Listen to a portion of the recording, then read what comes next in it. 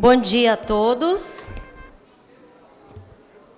Peço, por favor, que comecem a tomar seus assentos para que possamos dar início a mais um Conversando com quem faz a diferença. Para compor a mesa diretora, gostaria de chamar o presidente do GCSM, senhor Agostinho Turbian.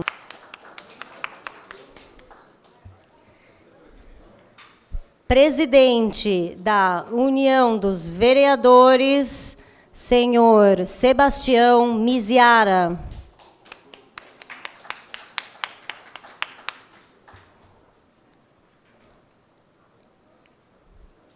Diretor de Fomento e Crédito da Desenvolve São Paulo, neste ato, representando o presidente, senhor Milton Luiz de Melo Santos, senhor Júlio Temes.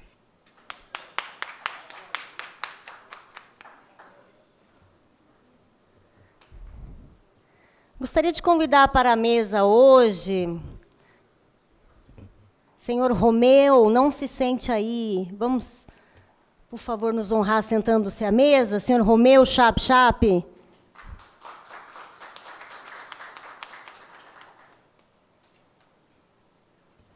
E o nosso convidado especial desta manhã, diretor-presidente do Parque Tec São Carlos, senhor Silvio Goulart Rosa, doutor Silvio Goulart Rosa. Gostaria de agradecer nosso patrocinador, Desenvolve São Paulo, por nos proporcionar mais este evento esta manhã, por trazer até nós o senhor Silvio Goulart. Muito obrigado pela presença. Com a palavra de abertura, gostaria de chamar aqui o senhor Júlio Temes. Bom dia a todos. Prazer mais uma vez podendo estar presente aqui nesse evento. Gostaria de, nesse momento, fazer uma saudação aos integrantes da mesa e, particularmente, ao professor físico e professor Silvio Goulart Rosa, que preside o Parque Tec de São Carlos, fundado há mais de 30 anos, com mais de 30 anos de existência. O Parque Tec de São Carlos inovou, promovendo inovações ao longo de toda a sua história, não é? Incubadoras de empreendimentos que buscam se tornar empresas. Hoje nós encontramos várias, de vários tipos, mas a visão do passado não era bem essa. Os parques tecnológicos que nós conhecemos tiveram como referência pioneiros como o Parque Tec, que já trabalha com inovação há tanto tempo. E o professor Silvio Rosa conduz isso com bastante maestria, numa localidade que é um polo que atrai muito esse tipo de negócios, até porque é amparado por todo o ambiente em que se encontra em São Carlos, com tantas universidades e tantos desenvolvedores. Na Desenvolve São Paulo, nós temos procurado apoiar intensamente os empreendimentos de inovação. Estamos alcançando agora, já estamos próximos da marca de R$100 milhões de financiamento só em linhas de inovação, que é bastante representativo, considerando que são projetos de valor médio não muito grande no início, e depois vão receber mais aportes.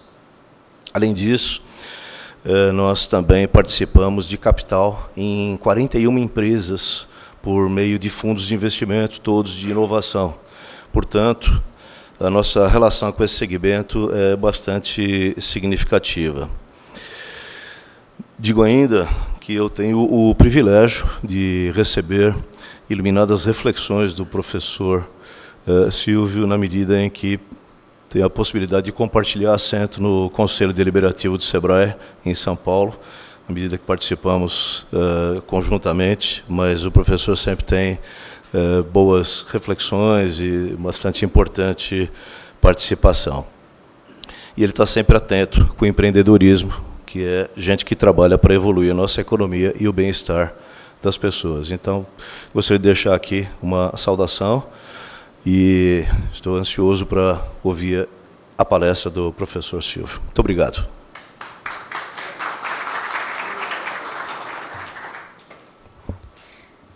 Bom, antes de ouvir a palestra então, do Dr. Silvio, gostaria de pedir para passarmos, então, por favor, um vídeo da Desenvolve São Paulo. Qual o futuro que você quer para a sua empresa? Para a cidade onde mora? O mundo está mudando rapidamente. Os novos tempos exigem novas atitudes e novas soluções. Acompanhar essa evolução é fundamental para aproveitar todas as oportunidades. Neste cenário cada vez mais conectado e competitivo, o planejamento e a boa gestão fazem a diferença entre o sucesso e o fracasso. As cidades inteligentes e as empresas inovadoras são construídas com integração, propósito e percepção das mudanças à sua volta. Essa nova realidade está modificando as relações e a forma com que as pessoas interagem com o futuro. Moderna, sólida e preparada para apoiar os gestores visionários, a Desenvolve SP é uma instituição do governo do estado de São Paulo que oferece as soluções de crédito sustentável ideais para cada fase do projeto. Invista no novo e reinvente seu negócio. Modernize sua gestão. Queremos conhecer o seu projeto e transformar a sua história em um case de sucesso. Desenvolve SP, Agência de Desenvolvimento Paulista, Governo do Estado de São Paulo. Obrigado. Uma salva de palmas ao nosso patrocinador. Está sempre investindo e financiando pequenas e médias empresas, o que é muito importante para o nosso país. Eu gostaria de agradecer uma presença ilustre que temos hoje, o presidente da Sobloco conosco, o senhor Luiz Carlos Pereira de Almeida. Gostaria de agradecer a presença do senhor. Espero que seja o primeiro de muitos eventos que o senhor possa acompanhar conosco. Obrigado pela presença. Gostaria de chamar o nosso presidente do GCSM, senhor Agostinho Turbian.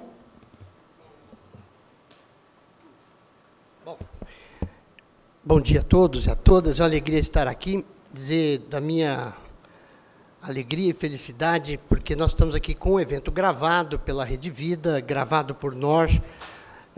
Agradecer à mesa, Romeu Chapchap, essa lenda da construção civil do nosso país, um homem que tem a responsabilidade de ter feito projetos que ainda hoje, por muitos anos, vão ser reconhecidos como Minha Casa Minha Vida, que era no momento adequado em que a sociedade brasileira, no governo, então, primeiro governo do presidente Lula, precisava implantar um plano social. E nós temos que reconhecer aquilo que é bom dentro da sociedade. Minha Casa Minha Vida vai ser lembrado, ele é um dos ícones que São Paulo e o Brasil fez para esse ajuste social. Não é possível se ter uma sociedade se ela não tem teto para morar. É daí que começa todo o processo. O trabalho vem em seguida.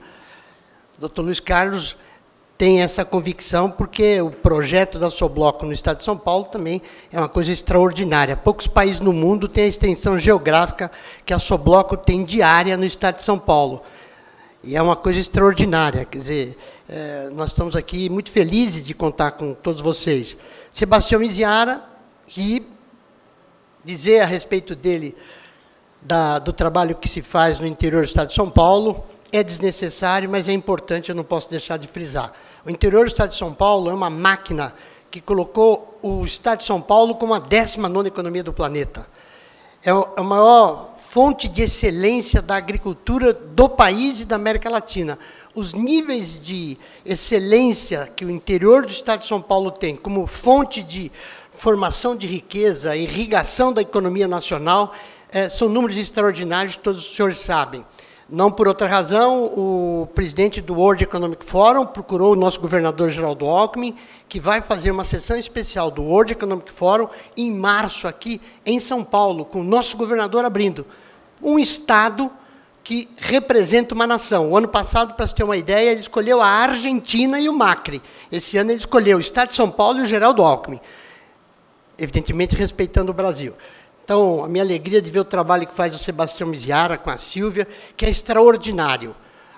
Se São Paulo, o Estado, é a 19ª economia do planeta, o interior do Estado é, sozinho, o 24º país do mundo, só o interior do Estado de São Paulo. Então, é uma coisa pujante, e o Sebastião faz um trabalho que a gente fica dignificado. Vale a pena viver num país, num Estado, com essa atuação.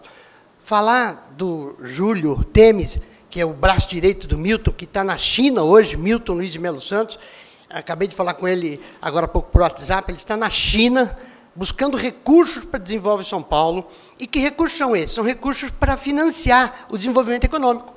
Ou seja, é brilhante morar num estado em que um presidente de uma agência de fomento, como a Desenvolve São Paulo, está na China buscando 5, 2, 10 bilhões de dólares para investir em atividade geradora de emprego, riqueza e qualidade social. Por exemplo, para quem não sabe, a Desenvolve São Paulo financiou a fábrica da Mercedes-Benz em Iracemápolis, num projeto pioneiro, moderno, ou seja, é uma honra, Júlio, saber que uma agência de fomento do meu estado, do nosso estado, financia uma marca de automóvel chamada Mercedes-Benz, que concordou em fazer um processo onde ela vai pagar o que a Desenvolve São Paulo emprestou, gerando ICMS através da geração de emprego. Quer dizer, o que mais a gente gostaria de dizer da semelhança do estado de São Paulo com a Califórnia? Não tem mais nada a dizer. São Paulo e Califórnia estão ali, emparelhados com um trabalho dessa natureza. E olha que eu estou citando só a agência de fomento do governo do estado, que é a Desenvolve São Paulo. Por fim, a minha saudação, meu amigo, meu querido amigo, meu professor, meu mestre, é um gênio, Dr. Silvio Goulart Rosa, PhD, cientista, mais de 30 anos, incubando e criando empresas, que eu vou deixar aqui, ele cite os nomes, são 30 anos fazendo o que nós conhecemos recentemente aí, startups, fintechs. Esse é o homem que criou esse processo. Estou certo, doutor Luiz? Doutor Silvio Goulart Rosa tem a responsabilidade de há 30 à frente da Parktech, Fundação Parktech de São Carlos, de trazer o pensamento e da incubação, das incubadoras de empresas que realmente gerariam e criariam investimentos e negócios no estado de São Paulo. O mundo conhece Silvio Goulart Rosa. Não há ninguém da alta inteligência do mundo da tecnologia e da inovação, no Vale do Silício, nos 4 cantos do mundo, que não reconhece nele, professor, doutor Silvio Goulart Rosa, um gênio comparado aos grandes criadores do mundo moderno. Mas a simplicidade dele, a humildade dele, própria dos grandes gênios, nos premia hoje. Então, eu fico feliz, doutor Silvio, de estar aqui reunido com essa quantidade de amigos, pessoas que vêm aqui lhe ouvir, e eu registro aqui a Matê Vilela, em nome das mulheres, registro aqui o Sérgio Aquesta, que é um dos vice-presidentes da Somaero, e Francisco Soelt, todos, Marcelo Ramos, amigos queridos que estão aqui. É importante para nós, Tatiana e eu principalmente, Paulo Assunção, quando geramos esse tipo de movimento, porque nós ficamos mais leves diante da responsabilidade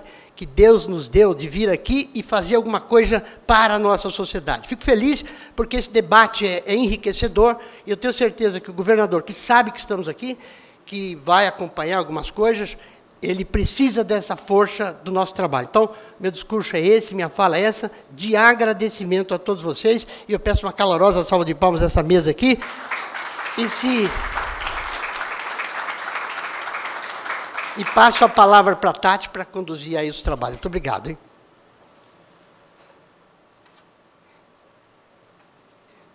Na verdade, eu ia apresentar um pouco o doutor Silvio, mas eu acho que ele já meio que já apresentou, então já falou um pouco do Parque Tec. E se eu falar um pouco mais, acho que nós vamos pisar na palestra do senhor, né? Então, sem mais delongas, vou apresentar aí o diretor-presidente do nosso Parque Tecnológico pioneiro, desde 84, incubando startups. A gente sabe que aí do Vale do Silício saíram Facebook, Google, Apple, Netflix. Então, vamos ouvir da pessoa correta o que vai sair aí da Parktec São Carlos. Então, com vocês, PhD, doutor Silvio Goulart Rosa.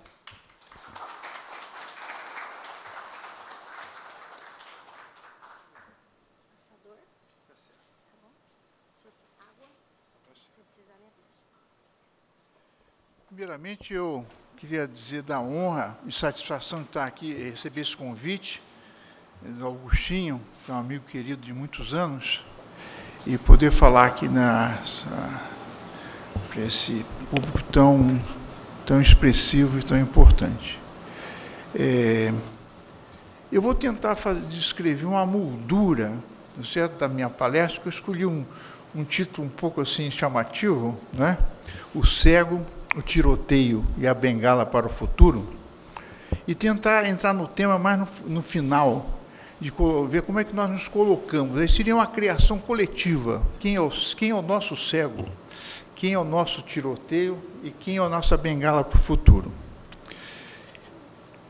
Como foi falado aqui, eu tenho uma formação técnica, né? Então,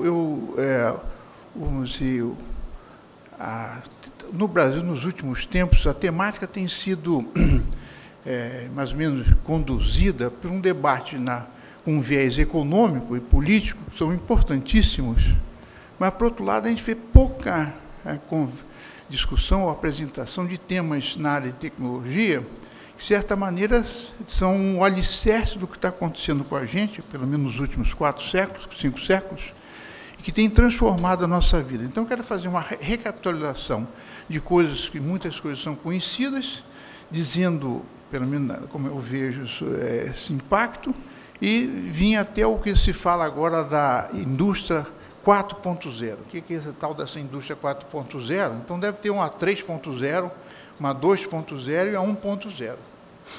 Então, dentro dessa moldura, que eu vou apresentar, depois, em geral, falar sobre o Brasil, né, e trazer também, de um momento histórico até o nosso momento atual que está vivendo, e focar um pouco, talvez, nas perguntas aqui no Estado de São Paulo. Como é que o Estado de São Paulo está se armando, está se equipando há quase um século para enfrentar esses desafios, e como é que ele pode se beneficiar desses investimentos que têm sido nesse tempo todo. Então, eu começo apresentando aqui o Ptolomeu. Ptolomeu foi um sábio da antiguidade que viveu na Alexandria, em volta da época de Cristo. E ele simboliza e sintetiza todo o pensamento clássico, gerado desde a Babilônia, está sendo na Grécia, e eu acho que a contribuição maior dele, que simboliza todo o conhecimento, seria o sistema solar geocêntrico, né? A Terra era o centro do universo, né? Os planetas e o Sol giravam em torno da Terra, e isso, de certa maneira, sintetizava e reunia todo o conhecimento da época. Ele tem um livro monumental sobre isso, são vários volumes, e que é expressivo. Então, peguei o Ptolomeu, Cláudio Ptolomeu, para simbolizar esse momento do conhecimento. Para explicar o movimento dos planetas em torno da Terra, então ele tinha que elaborar figuras geométricas muito complexas, né?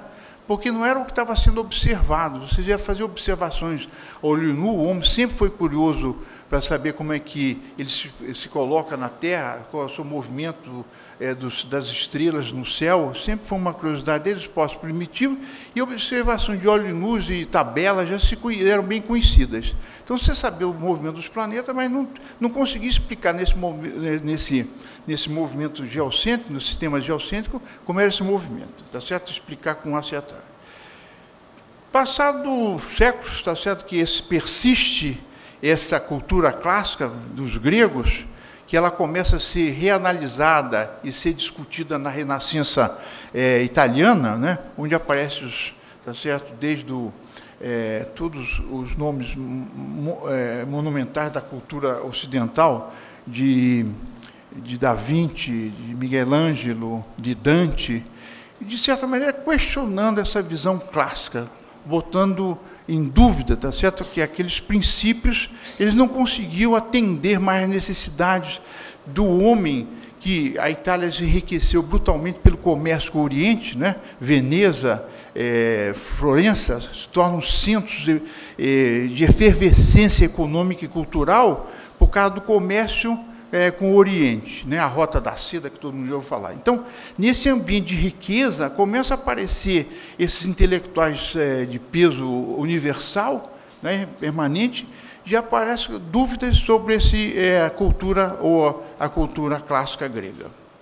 A figura máxima que ilustra essa mudança seria o de Galileu. Galileu é um astrônomo, físico, foi um homem completo, que faz a primeira mudança. Qual a contribuição de Galileu, além de ter inventado a luneta astronômica? A mudança que Galileu faz, podia mudar. Eu mudo aqui aonde? Você me dá uma mãozinha, Tatiana? Assim, eu vou te pedindo, a segunda, tá certo?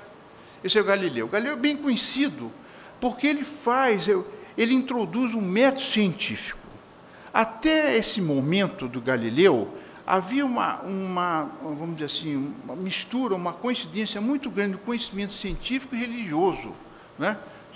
Por exemplo, por que o sistema geocêntrico teve um papel importante? Porque o homem é criado por Deus e a casa do homem não pode não ser o centro do universo, né? Como o homem é a criação perfeita de Deus, a casa do homem, que é a Terra, tem que estar no centro do universo, né?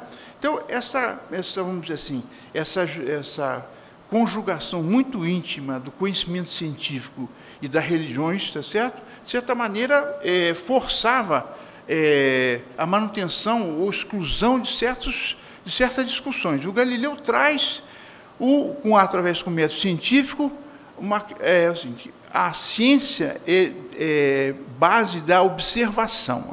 A física, a química, a astronomia são ciências experimentais. Ao contrário, a medicina, ao contrário das ciências sociais. Mas essas ciências dependem da observação. Então, fazer a perguntar corretamente, tratar, equacionar, tirar as dúvidas relevantes de uma pergunta, formular bem uma pergunta, é parte essencial da busca da solução. Então, solucionar o problema será mais fácil ou mais rápido se a pergunta está bem equacionada. E quem formula a pergunta? Como é que você formula uma pergunta em ciência? É com método científico. Então, a introdução do método científico tira, tá certo, todo o querismo, todo o preconceito, as coisas que não pertencem à ciência. Então, essa separação o nascimento da ciência moderna é Galileu. Essa é a contribuição de Galileu, certo? Está trazendo não só, principalmente, a introdução do método científico. Nesse desenho que eu estou tentando apresentar para os senhores, né, eu queria agora falar de uma figura que aparece na Inglaterra, que é o James Watt. Esse é o método científico, é uma maneira esquemática que você faz, tá certo?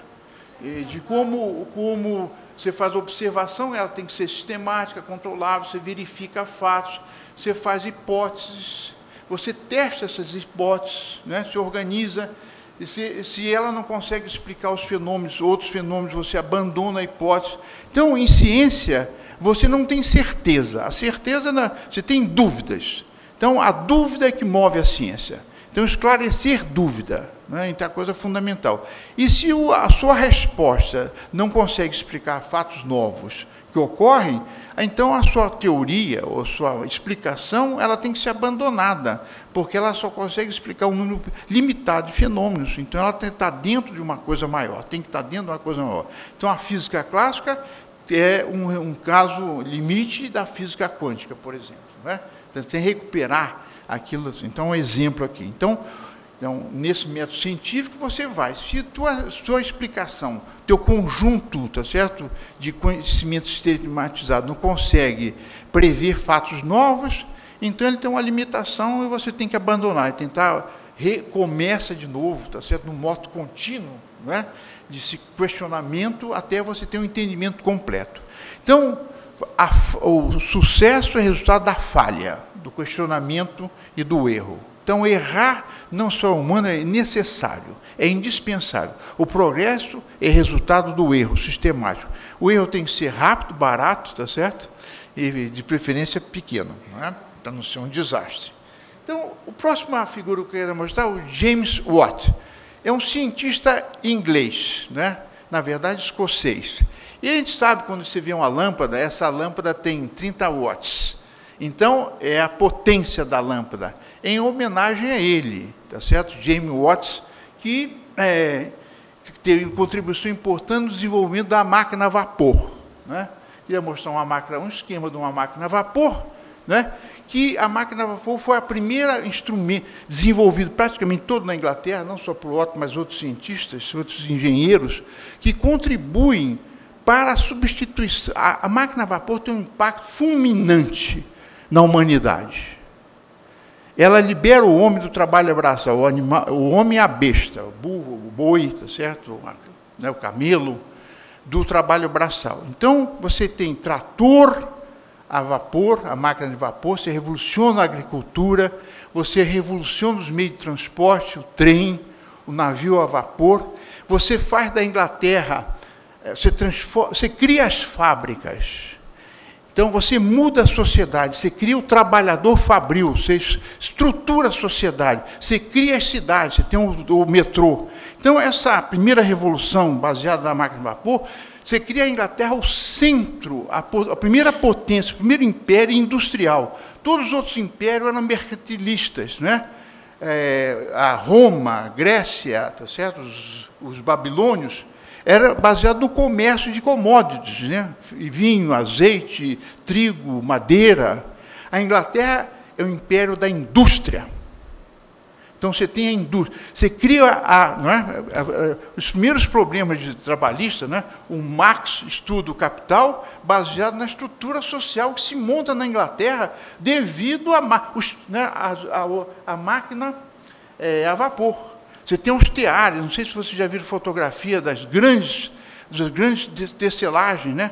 Então, o Brasil, em 1900, tinha com a Inglaterra a melhor relação, que é estudada pelos economistas, a relação mais clara de um país de periferia, fornecedor de matéria-prima e mercado de produtos industrializados, e a Inglaterra como centro, tá certo? Fornecedor de produtos industrializados, bem industrializados, e de capital.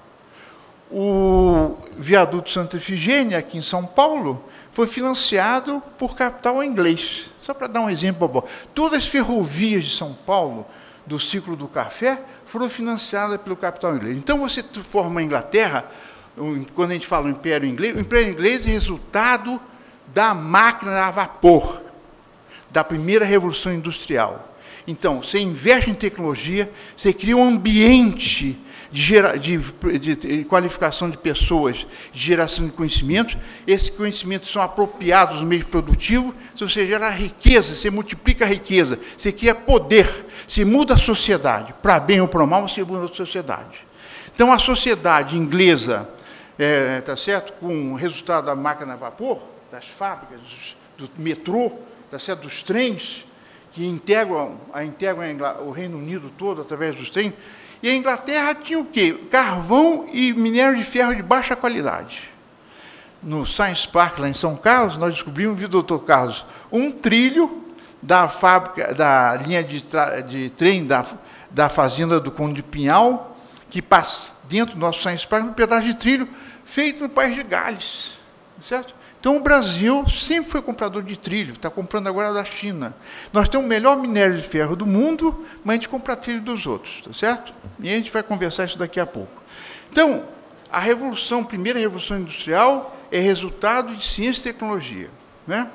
Dando continuidade, né, na Inglaterra, no século XIX, é um centro pulsante de geração de conhecimento. Então, quem que se levanta também, só para mostrar aí, um gênio da humanidade, tá certo? Que eu quero mostrar aqui para vocês, é Darwin.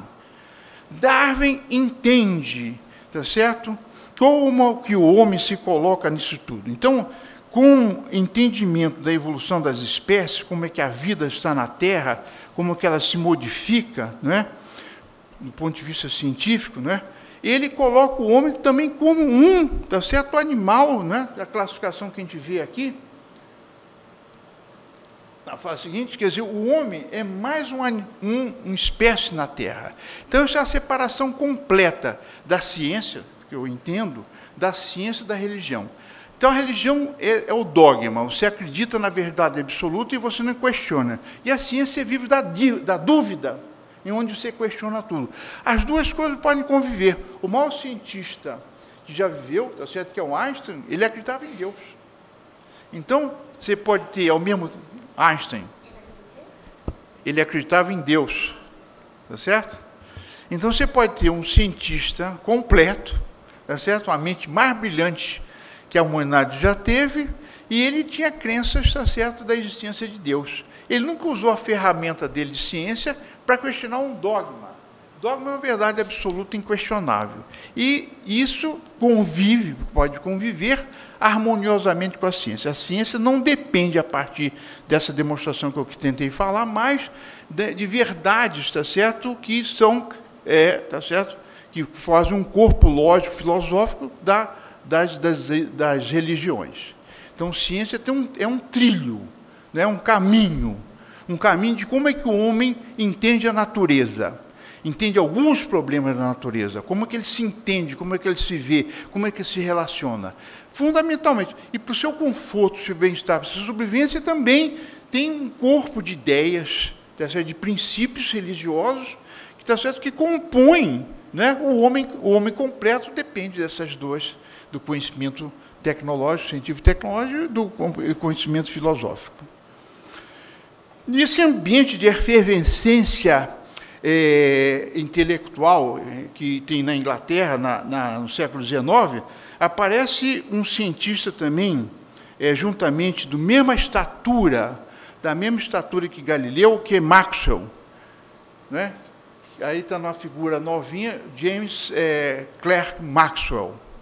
E o Maxwell foi um escocês. Interessante como é que a Escócia, além de bom whisky, tá certo? E boa carne, tá certo? Que o Angus é do norte, e lã também boa, produz. Os escoceses têm vários orgulhos. É o país que tem mais universidade por milhão de habitantes, e é um país que faz bons soldados. Todo o Império Britânico foi conquistado, tá certo, pelos soldados escoceses. Então, a flauta escocesa que a gente vê nos filmes, né, das batalhas, até hoje, né, tá certo, são os escoceses com seus saiotes, tá certo, e forma cientistas, tá certo? Então, o Maxwell, quer dizer, quando Deus diz, faz-se a luz, o que o Deus estava falando eram as equações de Maxwell que estão citadas ali. Então, o Maxwell junta a eletricidade e o magnetismo. É entendimento completo, é uma primeira teoria unificada dos fenômenos elétricos que já haviam sido estudados, do magnetismo. Então, é uma formulação matemática extremamente sofisticada, tá certo? É resultado de um brilho, de um gênio, produto da universidade, da escola, da formação, do ambiente intelectual que a Inglaterra promovia, tá certo? As pessoas mais talentosas, mais habilidosas. Então, e com Maxwell, então, o homem tem completo domínio do conhecimento da eletricidade.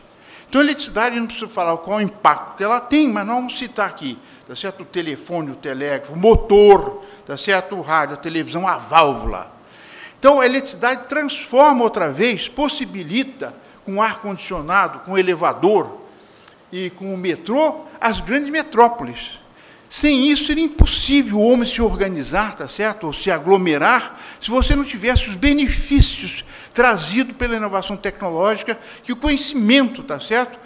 Que a eletricidade promoveu. Então, a eletricidade transforma, outra vez, com uma máquina a vapor, né? Que agora você tem máquina, tem motor de todos os tamanhos, desligado daquelas polias que você via antigamente. Não sei se vocês já viram. Eu me lembro, quando eu era pequeno, entrei numa serraria, você usava os cavacos lá da serraria, para tocar uma máquina de vapor, você tinha aquelas polias enormes, né? Aquelas volantes atravessando toda a serraria, e aquelas fitas, né? Rolando as máquinas, né? Que os motores não eram elétricos, não é? Então, a eletricidade, outra vez, traz uma revolução nas relações do homem, nos meios produtivos, né? E eu quero botar duas pessoas aqui, que estão, que a gente sabe bem, duas figuras, né? O Thomas Edison e o segundo é o Tesla. Tesla não é nome de automóvel. Tesla é o nome do Nikola Tesla, que é um cientista, engenheiro, inventor americano, de origem croata, tá certo? E o Thomas, esse é o Tesla, esse é o Thomas Edison, o inventor da lâmpada. E eles são concorrentes. E é interessante que eles são inventores, mas eles são empresários.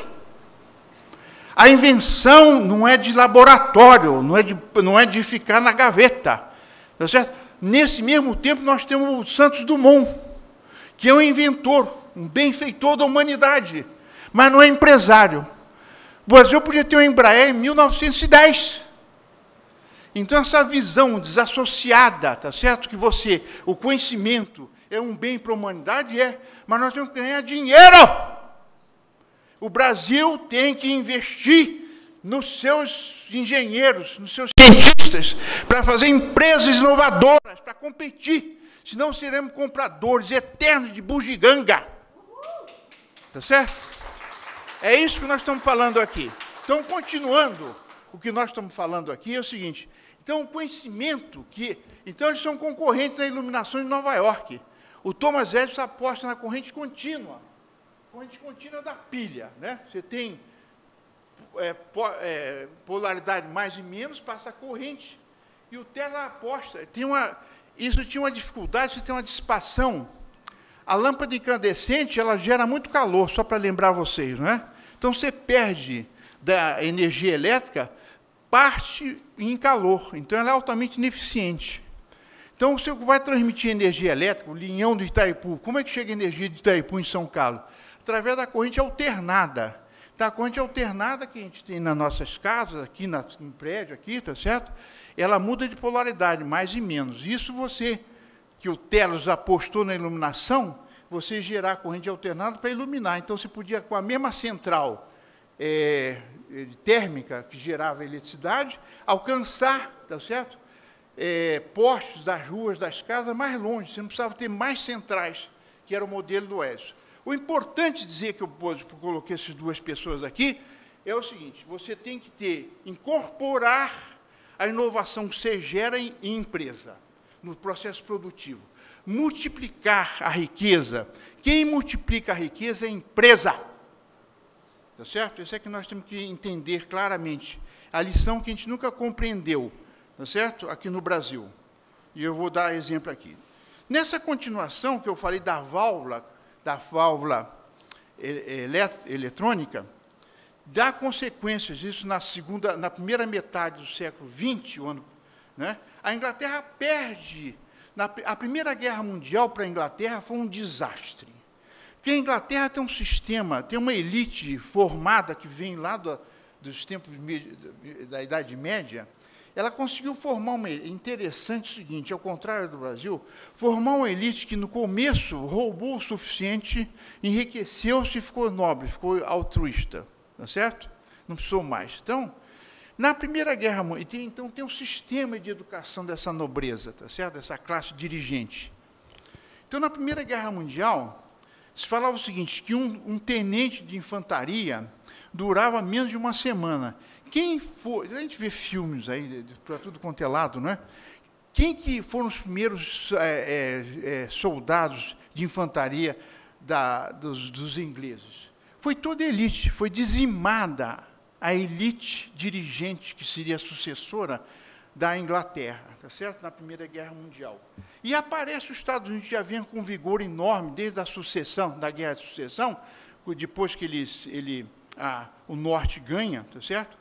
E tem uma expansão para o Oeste, cria as indústrias, que eles chamam de indústria de ferrovias, aparece o petróleo como um combustível importante, descobre o petróleo na Pensilvânia, né? A expansão das indústrias siderúrgicas. Então, os Estados Unidos aparece, quando ele entra na Primeira Guerra Mundial, ele já é uma potência industrial mais importante que a Inglaterra.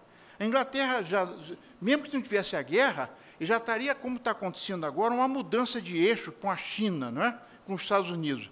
Então, há uma transformação do polo, tá certo, econômico, sai da Europa, tá certo, move, né? E nós vivemos esse momento, né, no começo do século XX, para os Estados Unidos. E na Primeira Guerra, como eu estou falando, acaba a Inglaterra como potência imperial, né, importante. Voltando um pouco antes, a Inglaterra também faz o Império Britânico faz também de Londres um centro financeiro importantíssimo, que é até hoje ainda, né? Então, o dinheiro também acumulado tem um papel fundamental, né? Então, a riqueza gerando todo esse conhecimento, ciência e tecnologia, gerando, modernizando os processos produtivos, e o acúmulo de capital criando um sistema financeiro, tá certo? Que, no caso, como eu falei de Santa Efigênia, financiou toda a expansão, ou bancou toda a expansão do Império Britânico. Então, isso muda por causa dos Estados Unidos ser agora detentor da maior economia industrial do começo do século, isso muda para os Estados Unidos, né? E aqui eu vou simbolizar algumas invenções que foram lá, que, então, a eletricidade é a segunda revolução. Tá? Então, quero mostrar agora uma fotografia do primeiro computador. Esse é um matemático de origem húngara, chama von Neumann, John von Neumann. E ele é de Princeton. Depois eu vou falar um pouco de Princeton, que é a minha universidade, que eu estou ligado lá. Depois eu coloquei algumas pessoas aqui. Então, esse é um computador, que eu vi esse computador lá no Museu de Princeton. É o Museu à Válvula. Então, esse era um matemático brilhante. Von Neumann foi um desses brilhos, tá certo? Maiores, né? Um conceito realmente fora de série. E ele, além de matemático brilhante, ele também fez uma concepção do cálculo do computador, como é que é a estrutura, a arquitetura do computador. E constrói, com o apoio da universidade, o primeiro computador. Esse era a válvula. A válvula dissipa muita energia, tá certo? Né? Então, esse computador, ele seria a capacidade de processamento dele, mesmo sendo essa belezura que ocupava uma sala toda, né? Dissipava, consumia uma energia enorme, ele, do ponto de vista, vamos dizer, comercial, seria inviável, né? Mas foi testar os princípios, né, tecnológicos da construção de um computador. Ele seria muito menos eficiente que um celular nosso de 10, 15 anos atrás. Agora, eu queria mostrar uma fotografia também de 3 cientistas, né? Eu sou físico, eu tomo a liberdade de fazer uma afirmação aqui, tá certo? Nós somos privilegiados, nós somos o centro do universo, nós somos filhos diretos de Deus, nós somos senhores do universo, nós físicos, em detrimento, né? Não em detrimento das outras formações, tá certo? Porque nós temos a pretensão de entender o universo, o homem, de explicar, de fazer um teorema, tá certo? Então, o físico, o sonho dele é fazer uma teoria de qualquer coisa. Nós queremos fazer uma teoria do universo e do átomo, das partículas que constituem o átomo. Então, essa arrogância, né, típica dos físicos, então eu estou manifestando um pedacinho aqui para vocês, com o perdão que eu peço de vocês também. Então, eu estou mostrando 3 físicos. Esses são inventores do transistor. Do transistor, são os inventores. São 3 físicos que trabalhavam num laboratório de uma empresa. eu não mostrei lá, quando eu mostrei lá o Tesla e o Edison, eu não mostrei também aqui, para não ficar muito carregado, uma pessoa, o Graham Bell, que era um escocês também, inventor do telefone. E essa invenção do telefone criou uma empresa nos Estados Unidos, seria a Bell Telephone. Seria a companhia de telefone que até pouco tempo atrás era a única, era monopólio privado de telefonia nos Estados Unidos. A Bell Telephone, ela tem, até hoje tem, um laboratório de desenvolvimento, em que tem vários prêmios Nobel de Física trabalhando para ela, em desenvolvimento de conhecimento na área de física. Principalmente, que eu vou mostrar agora, esses 3 cientistas, só um minutinho. Cadê aquela?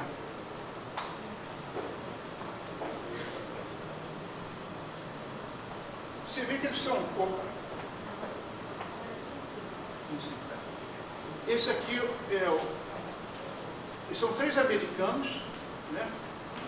Esse aqui é o mais velho, Shockley, Britten e Bardeen. John Bardeen. Esse Bardeen é o único físico que eu dou 2 prêmios Nobel de Física. Né? Então, eles são descobridores de um dispositivo de estado sólido, selênio, germânio, que é o transistor de estado sólido. Então, eu vou mostrar para vocês qual foi o dispositivo que eles inventaram, o trambolho. Tá certo? A moda aqui? Não.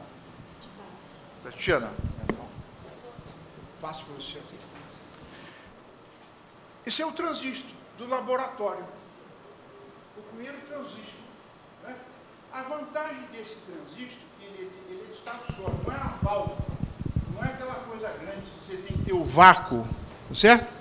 E a gente sabe que isso aí, no processo de circuitos integrados, miniaturização, você pode empacotar num telefone desse milhões ou milhares e milhares de circuitos elétricos, eletrônicos baseados em estado sólido. Então, essa parte aqui de baixo, é um pedaço de silício de pureza misturado com um pouquinho de germânio, que é outra substância química. Então, o silício vem da areia, tá certo? O germânio é uma substância química que você dilui um pouquinho e muda as propriedades esse é um semicondutor, você tem isolante, né?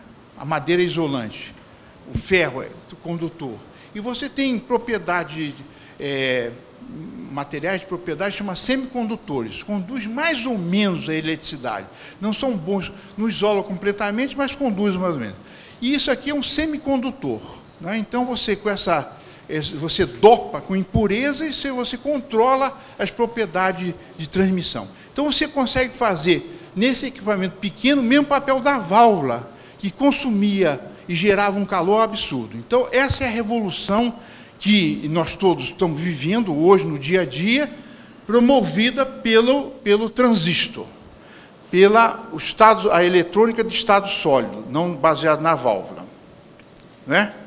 Dando continuação, tá certo?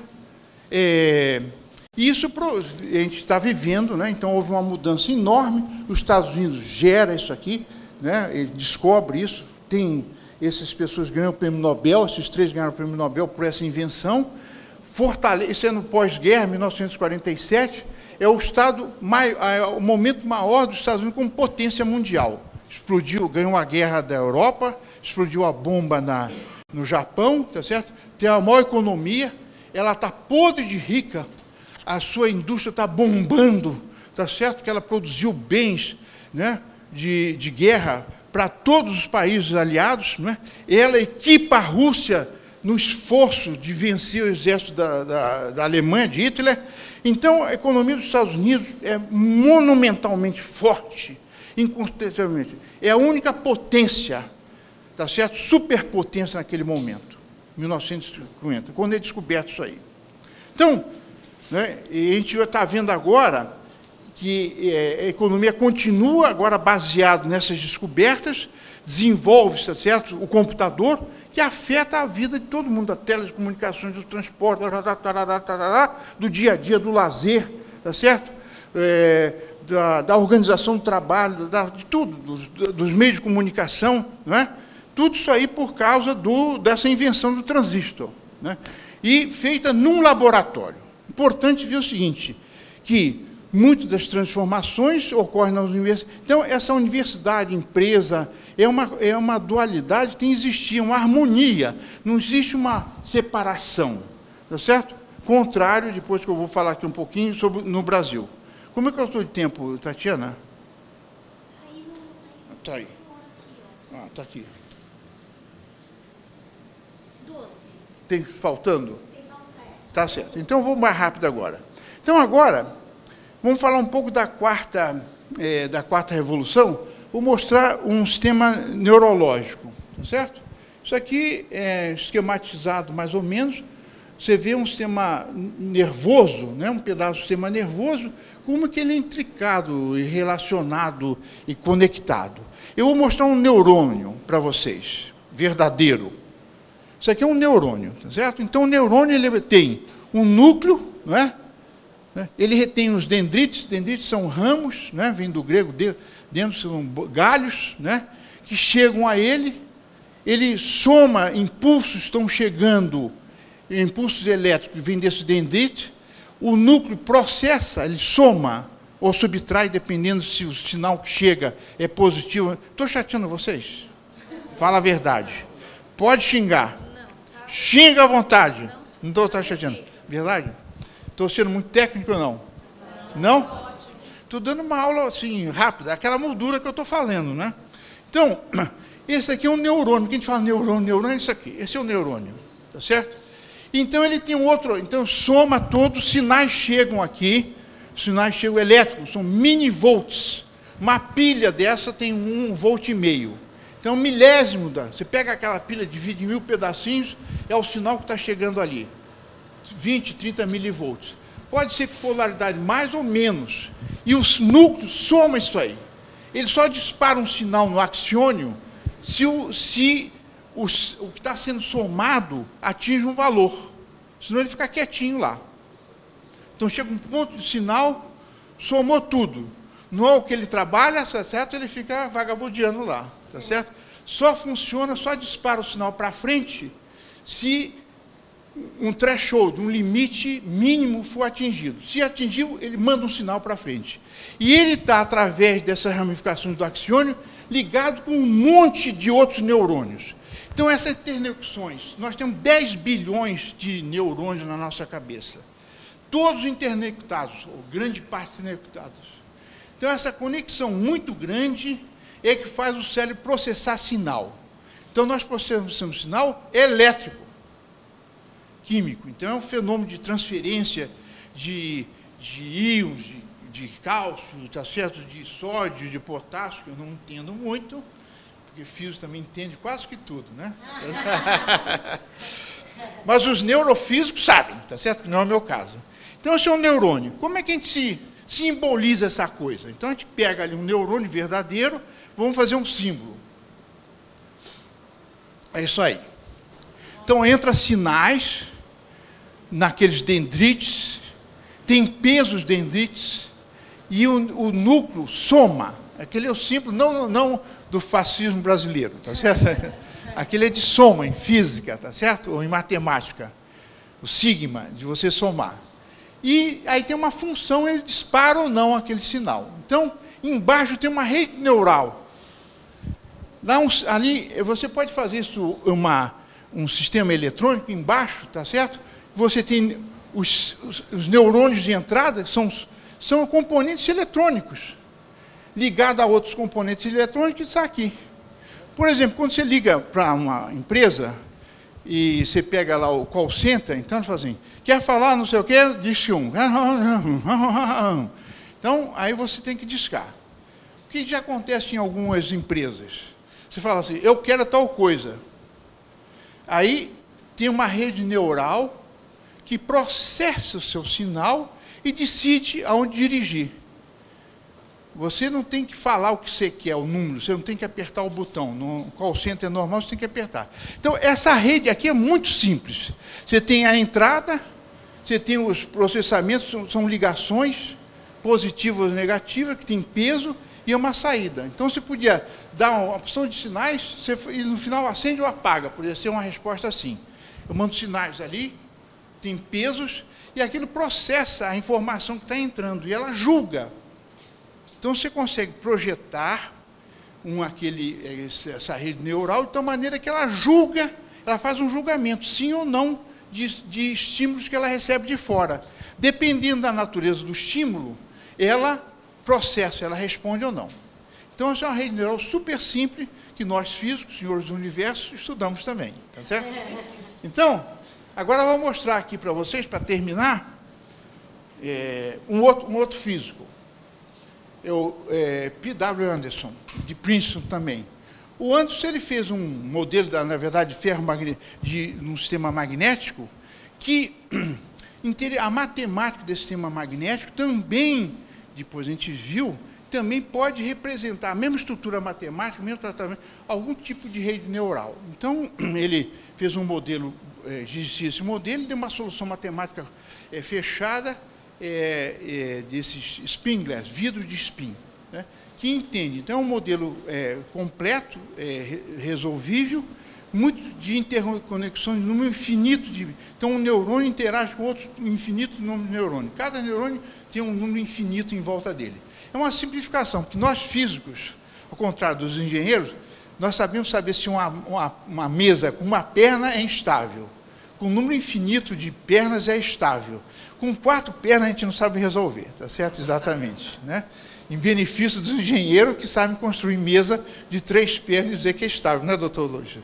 Então, aí então a gente pode resolver um problema exatamente com um número infinito de interconexões. Então, isso é inteligência artificial, é o conhecimento que a gente tem impactando agora, outra vez, nos meios produtivos, na relação entre as pessoas, entre as empresas, entre a sociedade, entre governo e população. Então, a inteligência artificial agora é a 4ª revolução. Quando a gente fala a indústria 4.0, é inteligência artificial incorporada, está certo, nas máquinas, nos equipamentos, nos tratores, nos automóveis. Você vai ter automóvel, que está uma revolução no automóvel elétrico, com inteligência artificial. Você senta no automóvel, fala, eu quero ir para São Carlos, capital da tecnologia, tá certo? E fica lendo o jornal, ou telefonando, e o carro te leva lá. Vai julgar trânsito, vai pegar informação de trânsito, tá certo? Greve, enchente, tá certo? Caminhão emborcado aqui na marginal, desvia e te leva lá. Você aumenta o ar-condicionado, diminui, né? Apaga, acende a luz. Então, isso tudo, nós estamos vendo, dentro de poucos anos, a gente vai ter os carros que estão saindo, até a Volkswagen 1.0, já tem embarcado uma eletrônica brutal dentro dele, com inteligência artificial. Então, a inteligência artificial não é uma coisa que está longe da nossa vida. E nós, outra vez, estamos trocando. Isso é troco de quê? Minério de ferro, soja, suco de laranja, sapato, carne, né? Carne também, de frango, de proteína vermelha. E estamos comprando essas coisas. Então, agora falar do Brasil. O que nós estamos vendendo e o que nós estamos comprando? Tá certo? Nós estamos vendendo dente podre das criancinhas, né, certo? Pobreza, falta de esgoto, né? Rua esburacada, crime no Rio de Janeiro, que eu sou do Rio de Janeiro. O que nós estamos comprando? Bibliotecas monumentais, museus fantásticos, rua limpa, saúde de primeiro nível, tá certo? Né? Paz social, parques, você estava fazendo piquenique no parque. Isso é que nós estamos... Eles estão vendendo para a gente isso. E o que nós estamos trocando? Nós estamos trocando as nossas mazelas, não é verdade? Porque a nossa história, independente dos esforços que foram feitos, é certo? Que agora eu vou falar, mostrar aqui, viu, Tatiana? Estou terminando aqui, viu? Então, apesar dos esforços que ter feito, o Brasil começa, na verdade, com a vinda da... tudo isso que eu estou falando é minha opinião contestável. Espero que vocês falem que vocês não aproveitaram nada, jogaram, foi uma perda de tempo vir aqui, tá certo? Físico faz isso, viu? Joguei meu tempo na privada, escutando aquele bestalhão, tá certo? Fala. É bom, faz bom, assim, entendeu? Porque eu tenho que discutir com você. Se você não desafia, tá certo? Aí não tem onde contestar. Então, apesar que o Brasil tem feito um esforço enorme, mas esse efeito tem sido frustrado. Então, eu vou mostrar o primeiro, o Brasil começa com 1808, vem a família real para o Brasil, de Portugal, o Dom João VI, todo mundo pensa que ele é um bobalhão, um comedor de frango, gordo lá, crente, tá certo? E ele foi o único, o Napoleão que disse, ele foi o único cara que enganou Napoleão. E a fuga da família real para o Brasil não foi de repente, já estava mais ou menos, aquela ameaça já tinha sido processada e já tinham preparado há muitos anos, preparado como seria a fuga da família real para o Brasil. Então, apoiada pela Inglaterra, que já era a maior potência naval do mundo, tinha a maior marinha mercante, e o Brasil era uma ameaça para a Inglaterra na produção de... Os nossos engenhos do Nordeste eram mais produtivos que qualquer engenho inglês no Caribe. Você entendeu? Então, o Brasil já produzia açúcar mais barato. Então, primeira pessoa altamente educada brasileiro, que participa do governo, é o Zé Bonifácio. Zé Bonifácio era um cientista, um geólogo, formado em Coimbra, e teve correspondente, viveu um pouco na Suécia. Ele tem descobertas geológicas importantes e é o patrono da nossa independência. Então, Dom Pedro I, uma pessoa interessantíssima, não sei se vocês já leram a história de Dom Pedro I, mas a gente tem ao lado dele aqui um brasileiro altamente qualificado, que foi o Zé Bonifácio. Então, a nossa independência, a nossa primeira parte da formação do Brasil, a manutenção do Brasil como um país, ao contrário da América Latina, que foi todo fragmentada, o Império teve vamos dizer, o produto, a consequência de manter o Brasil continental uno. Então, nós temos um país íntegro. Os jesuítas unificaram a língua, nós falamos um português, tá certo? Lá de cima até lá embaixo, né? Unificaram, desenvolveram a gramática tupi-guarani, depois ensinaram português. A primeira escola são dos jesuítas, e a família real, o Império, manteve o Brasil como um país continental. Então, a primeira pessoa interessante que aparece, o Zé Bonifácio, tá certo? Então, o Zé Bonifácio, como patrono da independência do Brasil, né? E com essa forma, a gente não sabe, ou muitas vezes não sabe, do valor dele como cientista, vê ele como um político, que ele também foi. Então, essa dublê de político-cientista sobreviveu, tá certo, de uma maneira harmoniosa no começo. O Império do Brasil é um período, tá certo, que agora eu vou mostrar a segunda figura, e essa imagem é uma imagem interessantíssima, que ela junta duas figuras maiores do Segundo Império. Dom Pedro I, que foi o governante mais bem preparado, mais equipado, o cara mais sofisticado, uma pessoa de altíssimo, tá certo, padrão moral e intelectual, tá certo, Dom Pedro II, não é? Não só falava várias línguas, escrevia, tá certo? Viajou o mundo inteiro, patrocinou as ciências e as artes no Brasil, e ao lado dele está o Barão de Mauá. Barão de Mauá é o primeiro industrial, ele é o homem do Império, ele nasce e morre no Império. Então, você imagina o seguinte, ele criou ferrovia, tinha banco, tinha siderúrgica, tinha estaleiro, ferrovia, banco. Ele tinha a empresa dele tinha filiais em 6 países: no Uruguai, na Argentina, na Inglaterra, nos Estados Unidos e no Brasil, 5 países. Tinha sócio inglês. Hein? Tinha sócio inglês. Tinha sócio inglês, escocês, né? Que ele aprendeu. Ele aprendeu, quando era muito novo, que ele foi morar no Rio de Janeiro, no armazém do tio dele, com um vizinho, ele aprendeu contabilidade. Então, a contabilidade, a maneira de escriturar os negócios dele da maneira inglesa, tá certo? É que habilitou ele a montar esse império. Então, ele foi a primeira multinacional. Então, ele foi num regime de economia agrícola e foi um empresário industrial. No regime escravocrata, ele foi um empresário que pagava salários, né? Obviamente, tá certo? o faturamento das empresas dele era da ordem, talvez até um pouco maior que o orçamento do Império. Ele cresceu tanto, imagina a inveja, o ódio que ele suscitou. Acabou sendo falido, honrou todas as dívidas, pagou todos, ao contrário de, né, do que a gente vê agora, né, hein? Pagou tudo de volta. E ergueu-se, mas aí já estava no final da vida. Então, nós temos, a gente fica idolatrando Bill Gates, Bill Gates do século XIX, nós temos aqui Barão de Mauá. Nós não honramos nossos empresários, nós não cultuamos nossos vitoriosos, nós desconhecemos e ficamos, tá certo, olhando, tá certo, para o centro e de uma maneira, até reconhecido no Bill Gates, nos outros lá, não toma o valor, é tudo bem, mas você não precisa se vir com a sua negação.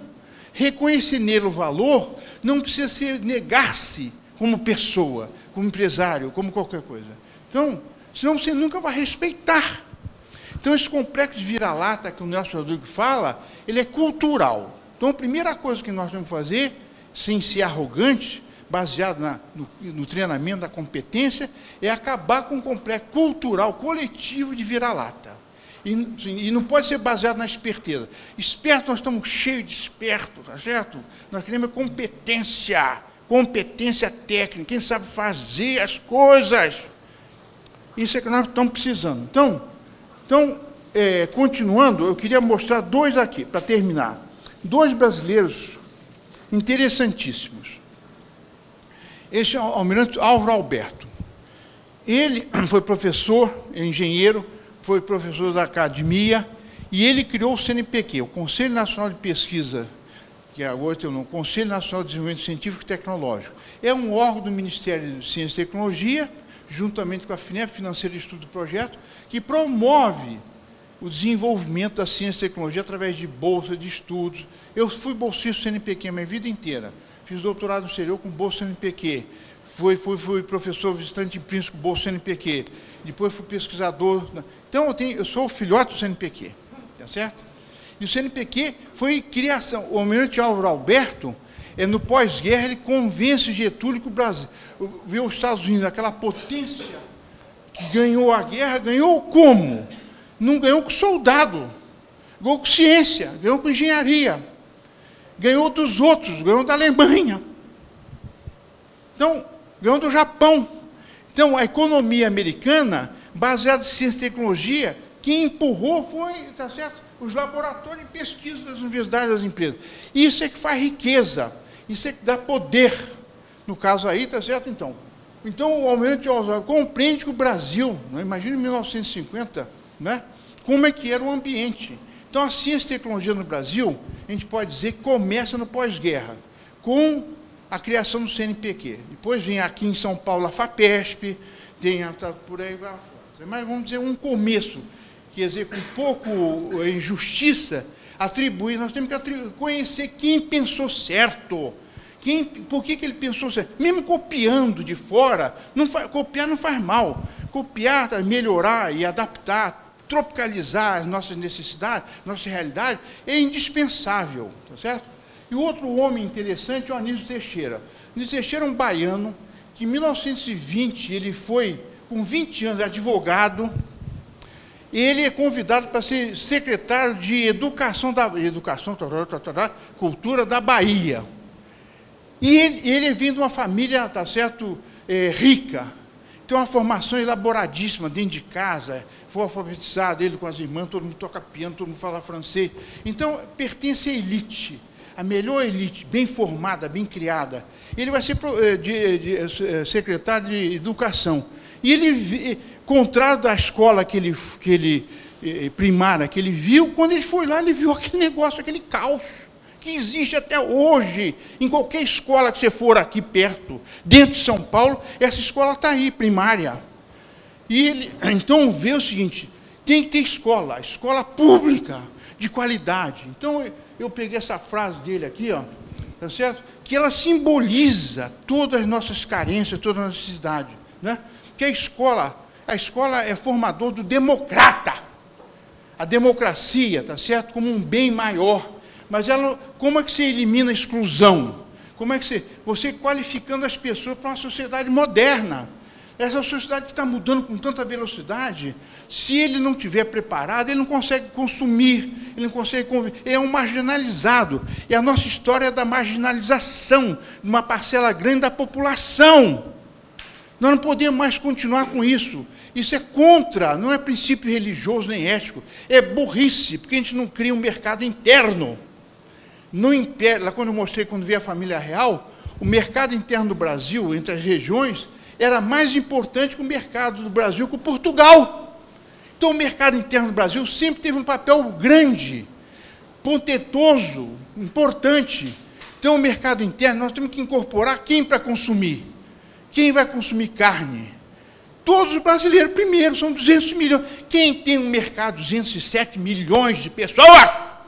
5 ou 6 países.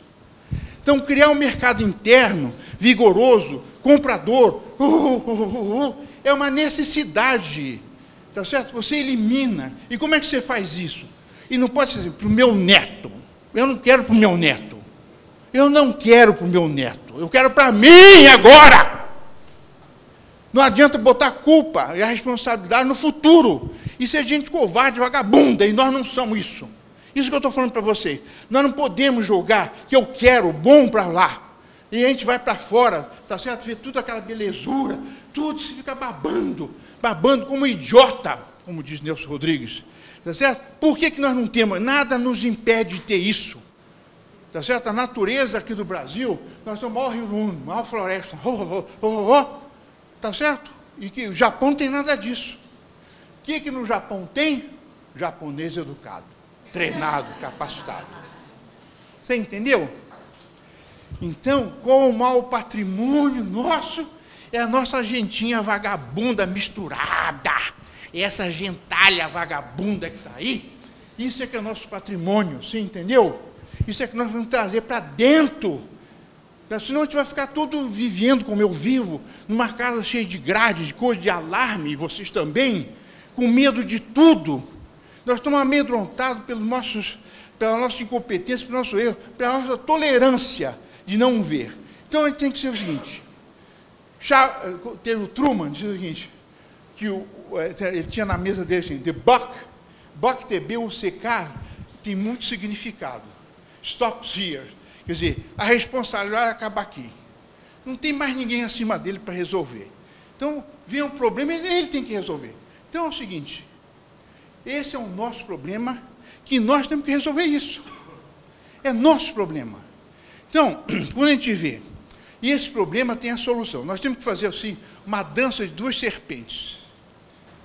Eu vou até usar uma figura igual 2 serpentes entrelaçadas no cio.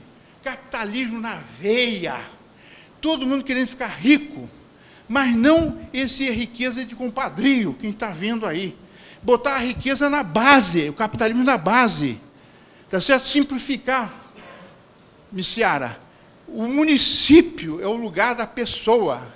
Então tem que ser bom viver lá. Então nós temos que ter uma legislação, tá certo? Simplificada. Tá certo? Capitalismo e democracia. A democracia limitando, conduzindo, impedindo os excessos. Né? Então, como é que a gente faz isso? A legislação boa, as instituições sérias, funcionando, tá certo? Então, isso é que é a solução. 20 anos. Você der educação de qualidade para a pessoa, até o 2º grau, que são 13 anos, você pega uma criança de 5, com 18 anos ele está produtivo. Ele está integrado nessa sociedade moderna. Então, para o meu neto é 20 anos. Não pode ser mais isso. A gente chega de mentira, chega de covardia, chega de falta de vergonha na cara. Tá certo? Isso aqui, nós não podemos tolerar mais isso, porque esse modelo não deu certo. Não deu certo, não está dando certo, não adianta insistir. O Einstein falava o seguinte, se deu errado, você faz a mesma coisa, vai dar errado outra vez. Então, está dando errado esse modelo nosso de desenvolvimento, que a riqueza nova, que é gerada, é apropriada por um número pequeno de pessoas, é ruim. Pensou todo mundo comer em prato, são 200 milhões de pratos. Todo mundo sentar à mesa para comer, são 200 milhões de cadeira. Não adianta fazer 3 cadeirinhas, ou 20. Nós temos que pensar 200 milhões de cadeiras, de prato, de dente obturado, multiplica por 30. Você entende? Isso é 1 bilhão. Você entendeu? Então, nós temos que pensar em escala amazônica para ganhar dinheiro. Nós temos que ganhar dinheiro sem roubar de pobre. Essa que é a coisa. É o modelo dos outros. Isso que a tecnologia agora promove isso. E agora São Paulo, né? Aqui, o nosso quintalzinho. Como é que São Paulo está saindo? Eu sou do lado do interior. O que nós estamos fazendo em São Carlos? São Carlos é resultado de uma sucessão de decisões lúcidas, em várias gerações, várias décadas, toda apostando, tá certo, no ensino. Então, você vai lá, quando eu fui para São Carlos, muitos anos atrás, tinha um cabelo preto, falava carioca, xê, não porta, portinha, portão, verde, tá certo? O que tinha lá? Um orgulho pela escola industrial, que é ETEC, um orgulho para o Instituto de Educação, pessoal, que é o Paula Campos, não, como é que é? Paula Souza, que nas primeiras décadas de 20, o Estado de São Paulo criou um modelo de escola, que hoje é a Secretaria de Educação. No interior também foi construído. São os melhores arquitetos e engenheiros, Ramos de Azevedo, você vê esses projetos magníficos, tá certo? Espalhados pelo interior. Então, e essa visão de interiorizar, de abrir oportunidade, era para formar professora primária. Então, isso é 1913, está lá. Então, quando eu fui para São Carlos, essa visão de investir em educação, da base, o São Paulo já estava fazendo, seguindo Anísio Teixeira. A Universidade de São Paulo, que é um primor de universidade, está espalhado no interior. Então, para São Carlos foi engenharia. Vou falar mal um pouco aqui, vocês podem xingar minha mãe, tá certo? Não foi escola de direito. Direito é uma praga. Quem for advogado, tem mais advogados no Brasil que no resto do mundo. Não resolveu o problema de injustiça no Brasil. Não foi escola de... Foi lá, engenharia. Quem faz coisa é engenheiro, é agrônomo, é veterinário, é químico. E o cara pega, põe a mão na massa, que faz coisa. E quem fez a escola de engenharia foi o Lucas Garcês, que era prefeito, era governador de São Paulo, tinha sido educado no ginásio diocesano de São Carlos, e ele recomendou ao deputado da época, que pleiteava uma universidade no interior, falou, não, você vai pegar uma escola de engenharia. E a USP abriu uma escola de engenharia em São Carlos, e abriu uma escola de medicina em Ribeirão Preto, uma escola de odontologia em Bauru, uma escola de veterinária em Pirassununga, e está mudando esse interior. Então, São Carlos hoje tem a USP, que é física, química, matemática, 10 tipos de engenharia, segunda engenharia e aeronáutica do Brasil, está lá em São Carlos, três faculdades de tecnologia, FATEC, que é do Estado, a faculdade do Senai e do Estado de São Paulo, e 3 escolas técnicas secundárias, mais uma faculdade particular. Então, você tem 30 mil estudantes. Então, São Carlos virou, por causa da educação, estou falando que isso se aplica em outros lugares do Estado, um modelo de desenvolvimento, apostar em gente, educa as pessoas, tá certo? A educação tem que ser um bem comum, um bem social, igual água potável, igual esgoto, não pode ser privilégio. Nós todos aqui, com certeza, somos resultado da educação.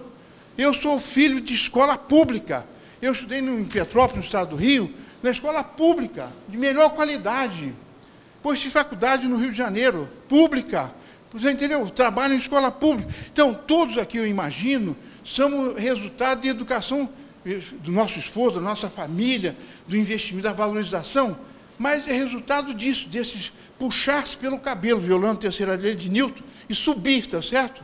Nesse esforço. Mas isso tem que ser com um sacrifício pequeno. Não pode ser aquela dificuldade monstra do jeito de estudar, você entendeu? Tem que ser mais distribuído, principalmente a escola, o primeiro ciclo. Então, escola primária para todo mundo, toda criancinha, escola de... Está certo que nem um suíço vai mandar os filhos dele para cá, de inveja. Você entendeu?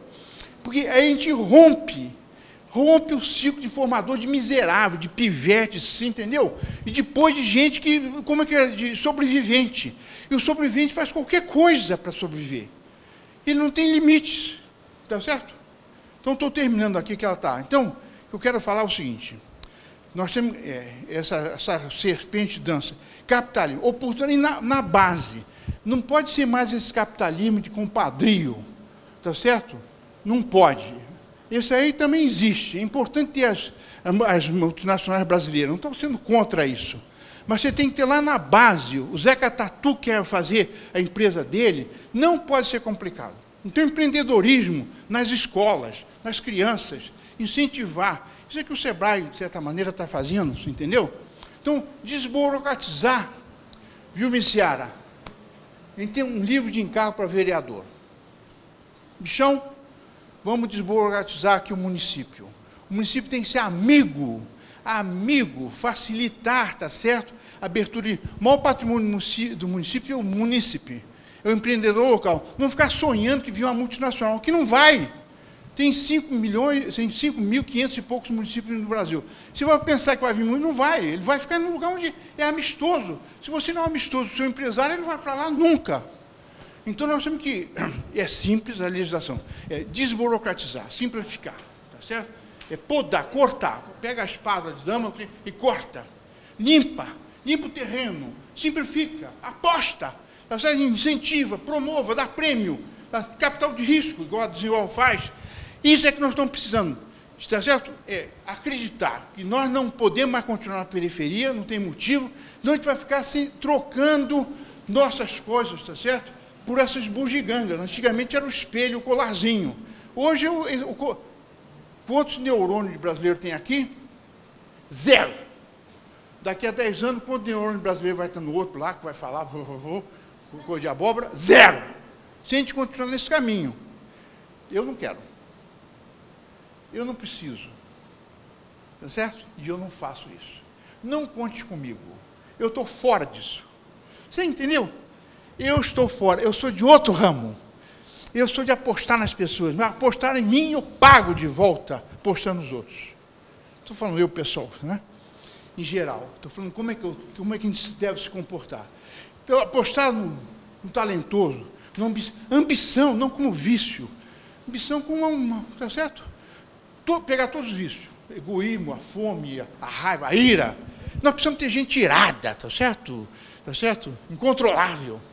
Dirige a ira, tá certo? O egoísmo, a gula, para o próximo que produza. Então, isso aí, a gente vai pegar todas as nossas qualidades, de algum jeito ou do outro, caminhar para a construção desse ambiente. E São Paulo pode, deve, tá certo? Sem motivo nenhum, fazer isso, construir. Então, encerrando o seguinte, a gente deve apostar no Brasil, sim, mas não para continuar como está. Não precisa. É ruim, é burro. Usar essa palavra, que é a burrice eterna do Nelson Rodrigues. Não é certo? Então, nós não podemos apostar mais na burrice. Essa burrice não está. Então, quais são os nossos, agora voltando lá, quem é o cego? Eu sou cego. Você é cega. Sua empresa é cega. A nossa comunidade é cega. O cego está aí. E nós não estamos ganhando. Qual o tiroteio? É a bala perdida no Rio de Janeiro, é encher o que tira a sua felicidade? O que está te prejudicando? O que está atrapalhando você? E qual a bengala? Vou mostrar aqui. A bengala é do Charlie Chaplin. Você entendeu? Que ele pega a mocinha, a Paulette Goddard, que é um bombonzinho, e está todo feliz indo para o futuro, tá certo? E o que é o objetivo do desenvolvimento? O objetivo, isso é do tempo moderno, o filme lá. O objetivo, essa é a história da indústria, da empresa, mas o objetivo é a cruzada da humanidade em busca da felicidade. Isso é que nós estamos fazendo tudo isso aqui. É a felicidade individual e coletiva. E essa felicidade se manifesta de várias maneiras. Na paz social, na alegria, tá certo? De várias maneiras. Então, queria terminar para vocês agradecendo, pedindo perdão pelos excessos, mas faz parte, tá certo? Muito obrigado.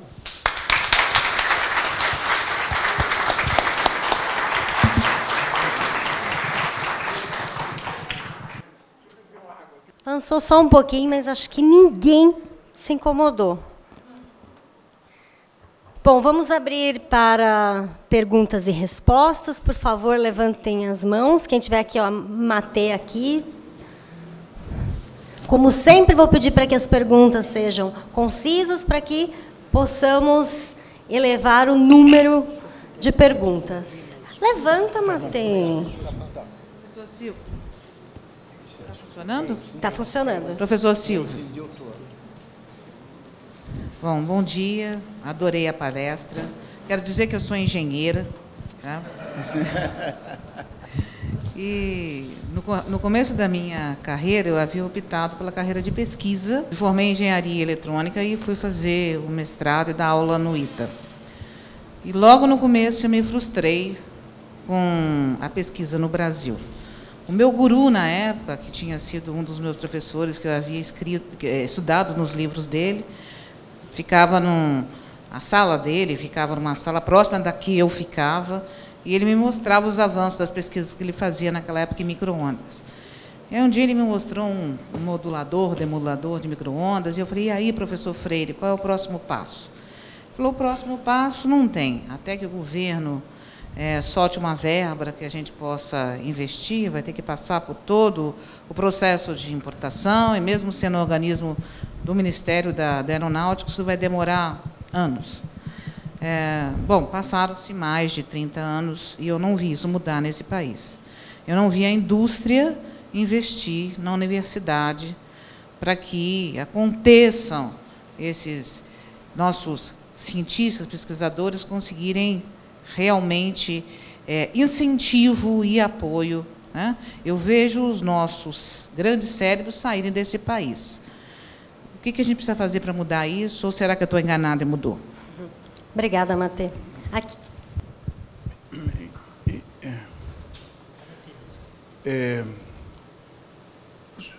Como eu falei, você rápido, a gente pode conversar mais depois. Mas a gente está montando um sistema de ciência de apoio à ciência e tecnologia, baseado no CNPq, na FINEP, nas fundações estaduais de apoio à pesquisa, que é de São Paulo, é um exemplo, que tem 1% de todo o orçamento do Estado vai para a FAPESP. As empresas começam a fazer alianças, tem programa de pesquisa conjunta. E agora, a coisa interessante, que muitas das inovações tecnológicas estão ocorrendo em pequenas empresas. Essa aqui é uma coisa. E aí o custo da desenvolvimento da inovação é mais barato, é mais rápido. Eu falo da tática Vietcong, né? Dá oportunidade para um monte de gente, uns vão prosperar, outros não, é aquele que prospera. E criar um ambiente em que o investimento, o capital de risco, investidores privados, que nós chamamos de angel, aquele primeiro aporte seja feito. E você ganhar dinheiro, tem uma legislação, tá certo, que permita esse de alto risco, ele poder, de certa maneira, compensar que ele tem. Então, eu vejo que as startups agora estão ocorrendo, não é? E estão ocorrendo em vários setores, na área de agronegócio, de finanças dos bancos, de governo. O Estado de São Paulo, aqui, houve um apelo do governador agora pedindo propostas, tá certo, de projetos de startups na área de gestão governamental. Então, acho que, porque a ciência e tecnologia no Brasil nunca foi, vamos dizer assim, centro, certo, da preocupação, né, das prioridades.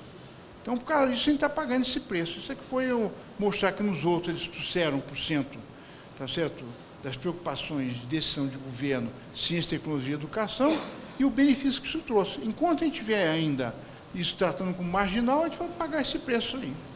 Então, a gente tem que fazer alguns sucessos, casos de sucesso. Fazendo casos de sucesso, então isso vai ser copiado, né? E São Paulo, acho que está no caminho certo. Acho que está se fazendo as coisas direitinho. Porque agora é mais barato esse investimento. E temos que trazer capital de risco, como a gente viu aqui, a Desenvolve, capital de risco privado. Nós temos que fazer também quem investe em cara que está fazendo inovação. E ele ganha de ficar rico com esse dinheiro também, apostando nessa... Como todas essas... Facebook, Microsoft, tudo teve capital de risco privado no começo. E tem uma Associação Brasileira de Venture Capital aqui em São Paulo. São Paulo hoje, a cidade de São Paulo hoje, é a capital do hemisfério sul, debaixo do Equador. Qual a cidade mais importante? É São Paulo. Tudo está ocorrendo aqui, nas nossas barbas, muitas vezes sem a nossa percepção. Os outros estão dizendo que nós somos importantes. Todo mundo está vindo para cá. Então, nós temos que perceber e tirar proveito disso. Tati, permita só uma complementar da Matê, que eu também pensava assim, embora não seja engenheiro, Matê, mas há 15 dias atrás eu participei de um congresso da Siemens em Boston, que é 100% inteligência artificial. E capital privado da Siemens no mundo, e a cifra me assustou, professor, são 22 bilhões de dólares que a Siemens investiu, 22 bilhões de dólares, para transformar essa deficiência de países todos dos BRICS, para transformar a economia. Portanto, tudo aquilo que não aconteceu, é o meu sentimento, a distância está muito tênue hoje para o Brasil para acontecer, como o professor falou. Tínhamos que resolver o problema social do país? Tínhamos. Resolvemos? Resolvemos. Mas agora a inteligência artificial, o capital privado, o capital de risco, chegou no mundo de tal maneira que ele universalizou a ocupação de espaço, principalmente de mercado. Então, meu sentimento, Matê, é que o que não aconteceu em algumas décadas, em alguns anos, ele pega o Brasil e começa aqui por São Paulo. Desculpe, Tati, para... Imagina. Paulo. Obrigado. Parabéns. O senhor não tem excesso, o senhor tem os neurônios energizados. É diferente, tá? Eu costumo dizer, a transformação vem da energia. Se você não tem tesão pelo que você faz, você não transforma, você não muda. Então, parabéns. Okay? A minha colocação vai muito ao encontro do projeto da América Economia para o ano que vem. Eu trabalho com o Agostinho, na América Economia, e uma das coisas que eu estou desenvolvendo, e já estou conversando, e está bem avançado, é focar nas startups, nas fintechs, nos projetos de incubadora, e aproximar essa turma com os empresários. Porque a função, eu acho, da revista é falar de negócios, tendências e oportunidades. Perfeito? Então, um dos projetos que nós estamos... vai nascer daqui a pouco, né, Tati? É exatamente um projeto de proporcionar um ambiente desse, onde a startup, né, se aproximar do capital privado, do capital de risco, dos anjos, das investidoras, porque somente através da startup é que nós vamos conseguir fazer isso. Ou seja, esse crescimento que o senhor colocou, essa mudança de inovação, essa mudança de postura, ela vai vir das startups. Hoje você pega grandes multinacionais, Nestlé, Johnson & Johnson, eles estão num tamanho tão gigantesco, e eles dizem assim, eu preciso mudar, eu preciso inovar. Mas a estrutura é tão lenta, o que eles estão fazendo? Eles estão apoiando pequenas startups para gerar esse processo de inovação e fazer o negócio girar. E eu, se o Agostinho me permitir, quando esse projeto estiver pronto, eu gostaria de ter participação do senhor, porque a sua participação é um negócio assim brilhante no desenvolvimento desse projeto da América Economia. Muito obrigado. Só completando, essa que é a vantagem agora. A gente pode, nessa quarta revolução, não perder o bonde outra vez. Porque agora o investimento está acontecendo, assim, 2, 3 pessoas têm uma ideia, certo? Acreditam naquela ideia, né? Muitas vezes essa ideia morre ali, tá? Mas muitas vezes dá certo. Vou dar um exemplo boboca que nós soubemos aqui. Então, vou falar de alguns que estão acontecendo. As grandes empresas em São Paulo estão abrindo espaço para startup. O Itaú, alguns anos atrás, criou o Cubo. Eram 5 mil metros quadrados, não é, Renato? 5 mil metros quadrados. Agora alugou um prédio, ou comprou um prédio com 20 mil metros, para botar startup lá. Ele põe mentoria, põe tudo. Porque ele está de olho, porque tem as fintechs, essas empresas de tecnologia financeira, tem esse Nubank que apareceu aí. Você não paga nada, você tem um cartão de crédito ou de débito, você não precisa pagar a tarifa que os bancos tradicionais. Não tem agência, não tem nada. É tudo na internet. É um banco nas nuvens. Então, para você, o cara que tem pouco dinheiro, pronto, ele não vai no Itaú, não vai no Banco do Brasil, não vai em lugar nenhum que tem aquilo. Então, deu uma rasteira. A Telefônica levou uma rasteira no serviço de telefonia internacional através do WhatsApp e do Messenger, e desses todos, Skype. De repente, perdeu o negócio. O que ela fez? começou na Colômbia, abriu aqui em São Paulo, você vai lá, nós visitamos, abriu um espaço, na sede deles aqui em São Paulo, um andar para ter startup. E tem uma pessoa da Telefônica olhando lá, vendo, acompanhando, incentivando. Se for de interesse, eles entram, participam naquela empresa, compram aquela empresa. Então, eu posso ficar citando exemplos aqui. A Google abriu um espaço aqui em São Paulo, o Facebook está abrindo, o Microsoft está... Tudo. Por que São Paulo é? Porque é a Nova York do Sul, porque é a capital do Hemisfério Sul. Nós temos uma concentração enorme e um sistema de ciência e tecnologia primoroso, de zero mundo. Poucos, como o Agostinho estava falando, poucos estados, países têm um sistema de ciência e tecnologia tão elaborado, montado com muito cuidado, como o estado de São Paulo. Então, quem está vindo para cá, está vindo por causa que você pode recrutar mão de obra qualificada, você tem intercomunicação, você tem uma legislação mais ou menos favorável. Então, nós temos que agora bater nisso. E, com isso, esse vento de popa, a gente não perdeu outra vez. Então, a gente apostar que agora, tá certo? A gente pode gerar conhecimento localmente e ter as multinacionais brasileiras. A Decolar, que todo mundo... A Decolar, Mercado Livre, são multinacionais argentinas, viu? O Uber, tá certo? Então, a Argentina tem 3 que eles chamam de unicórnios. São as empresas que começam 2 guri, vira $1 bilhão de negócio. Então, e o Brasil, 0. Por quê? O nosso mercado interno é tão grande, você faz só pensando no nosso umbigo. A gente não faz... Israel, que é um lugar, tá certo? Porque o mercado interno é pequeno, é minúsculo. Então, tudo que eles fazem lá pensando no mundo inteiro. Então, essa visão mundial, tá certo? A ambição que eu estou falando, não como defeito, mas como uma qualidade, é que a gente tem que ser embutido de criancinha. Né? Na criancinha. Mais alguma pergunta? Aqui. Sr. Consul, por favor. Professor, meu nome é Ricardo Cury. Eu queria parabenizar o senhor pela exposição brilhante, muito bem articulada e trazendo emoção em verdades que têm que ser acolhidas por todos nós. Parabéns, viu? Eu sou engenheiro civil, prestei em 1967 vestibular lá em São Carlos. Na época era uma unidade isolada, mas muito bem conceituada. Eu me lembro que eu até entrei passei no vestibular, mas acabei não fazendo a faculdade. Na época, me lembro que os professores de São Carlos eram terrores dos professores de cursinho aqui em São Paulo. Todos falavam com certo, vamos dizer assim, com muito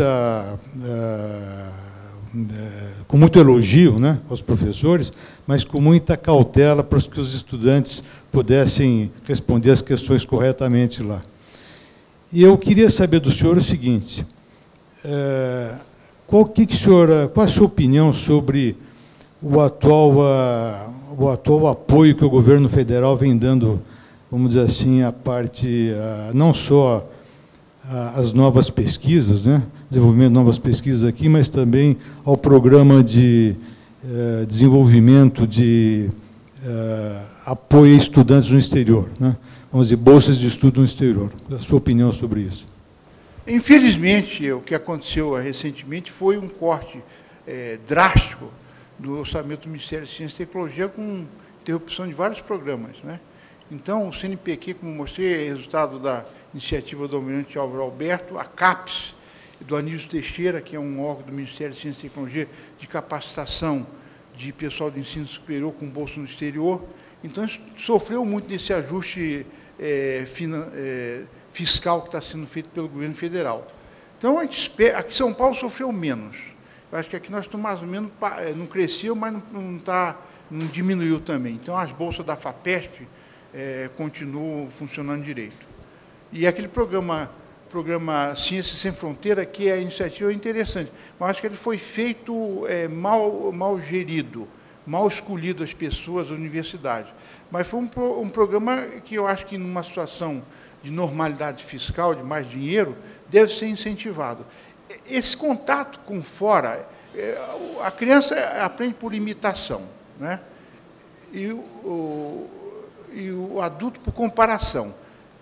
Quando a gente viaja para o exterior, o que choca a gente? Só vou repetir aqui rapidamente. Choque é o seguinte, uma infraestrutura física brutal. Você vê a rua limpa, o asfalto lisinho, as calçadas, as árvores, o metrô, tudo chama atenção, a limpeza, né? Chama atenção. A segurança, está falando aqui. Depois, o que chama atenção em você? Isso é infraestrutura física, que é uma carência nossa, mas também é uma oportunidade de ganhar dinheiro, né? Falta casa, falta rua, falta trator, falta água, falta esgoto. Isso aqui a gente tem que entender. O que falta, falta muito e é bom. Então, dá a oportunidade de alavancar negócio. E outra coisa, infraestrutura, vamos chamar de infraestrutura de recursos humanos. Você vai numa loja, você vai ser atendido por uma pessoa, a pessoa sabe te explicar o que está acontecendo. Ou você vai numa universidade ou num museu, você baba. A inveja é boa, mas ela não pode ser deprimente. Então, e como é que a gente vai resolver isso? Investindo nessa direção e fazendo isso com um bem público, entendeu? Que a gente possa, então, ter essa oportunidade. Então, eu espero, desejo, porque eu sou produto do CNPq, como eu falei, né?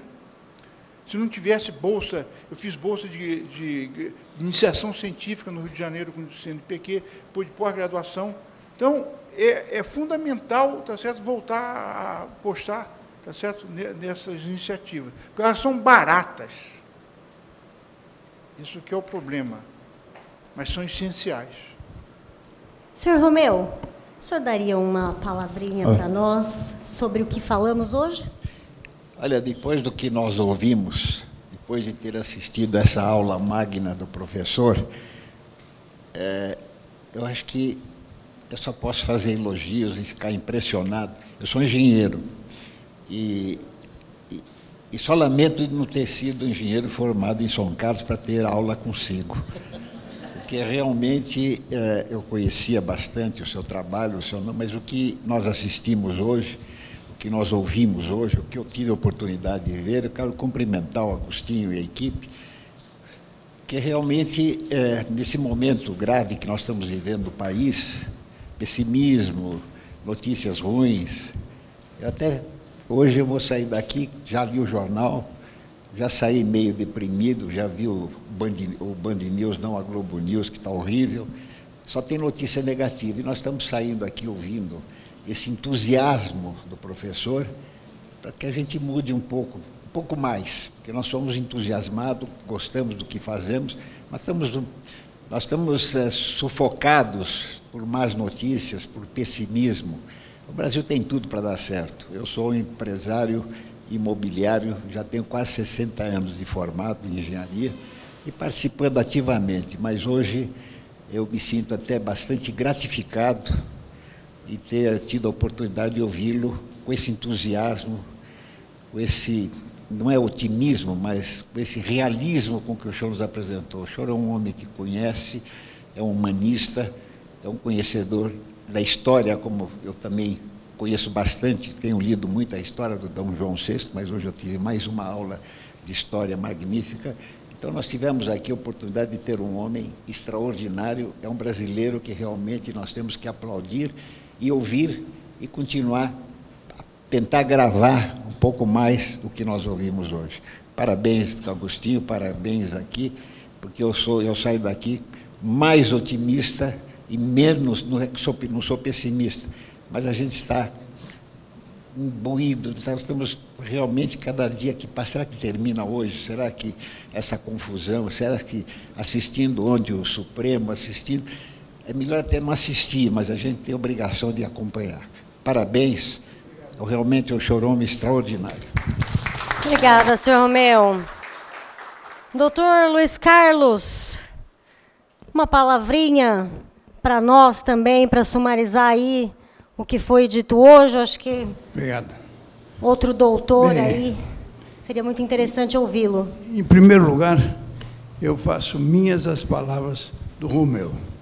Eu sempre fui um admirador do professor Silvio, desde mais de 30 anos que nos conhecemos, e vejo o caminhar dele e a luta que ele sempre manteve para um Brasil melhor, para umas pessoas melhores, para um povo melhor.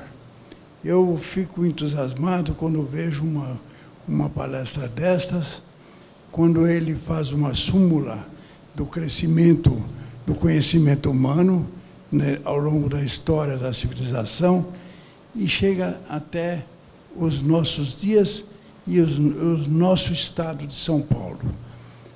Vejo que o mundo levou muitos anos, 1930, segundo me consta, para dobrar os conhecimentos que a humanidade tinha, precisavam de 100 anos.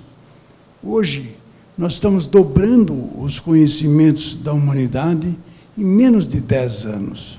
Quer dizer, com o sistema de comunicação, as cabeças funcionando e toda uma população humana, mundial, voltada para o crescimento e a disputa, porque, afinal de contas, cada um de nós tem que achar um lugar neste mundo, faz com que o desenvolvimento tecnológico, principalmente tecnológico, cresça desta forma. Hoje, até eu fico admirado que, em 1969, nós conseguimos, a humanidade conseguiu botar um homem na Lua. Em 1969, se nós compararmos o que nós conhecemos hoje, perto daquilo que a gente conhecia em 1969, é espantoso como é que eles conseguiram, naquela ocasião, com tão poucos conhecimentos comparados com o que tem hoje, chegar na Lua. E depois disso não chegamos mais. Mas o fato é que esta palestra do professor Silvio é bastante animador e é como diz o Romeu, a gente sai daqui mais animado, mais confiante, mais certos de que estamos contribuindo para o caminho certo deste Brasil. E, com certeza, nós vamos chegar lá. Nós estamos evoluindo cada vez mais, dentro do campo da política mesmo, com todas essas trombadas que estão ocorrendo por aí, mas isso faz parte do nosso aprendizado. Faz parte, se nós olharmos a distância na história, no tempo, nós vamos ver que isto foi um episódio pelo qual passou o Brasil e do qual se tirou muita lição. Eu agradeço muito esse convite e fico feliz de estar aqui participando desta comunidade tão interessada, de um nível tão alto como esse que estamos aqui. Muito obrigado. Muito obrigada, senhor Luiz Carlos. Palavra, então, do presidente da Sobloco. Muito obrigada, mais uma vez, pela presença. Então, antes de chamar a palavra de encerramento, gostaria de já avisá-los e deixá-los já convidados e com agenda marcada para dia 29 desse mês, que será sexta-feira que vem, palestra com o senhor Chico Graziano. Gostaria de convidar também o senhor Silvio, porque ele é engenheiro agrônomo, mestre em agronomia e professor de MBA da FGV, com a palestra Desafios Globais do Agronegócio Nacional. Então, sexta-feira que vem, todos começarão a receber os convites a partir de hoje, então, todos convidados já então, para sexta-feira que vem, dia 29. Aguardo o senhor, hein? Quanto tempo de São Carlos até aqui? Ah, pertinho. Vamos reservar um lugar para o senhor aqui na mesa diretora, hein? Então, com a palavra de encerramento, nosso querido Sebastião Miziara.